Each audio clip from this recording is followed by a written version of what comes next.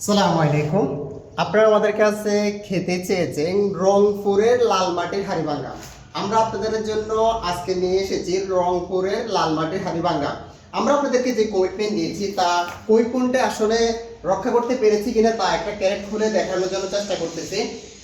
দেখুন, আমরা আপনাদেরকে বলেছিলাম যে 3 থেকে 3টা বা 4টাতে 1 কেজি হবে।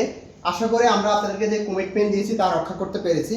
আপনারা দেখতে পাচ্ছেন আমার হাতে যে 4টা আম, এই 4টা আমে কিন্তু 1 কেজির বেশি হবে। তার মানে বোঝা যাচ্ছে 3টাতে 1 কেজি হতে পারে বা 3.5টাতে 1 কেজি হতে পারে।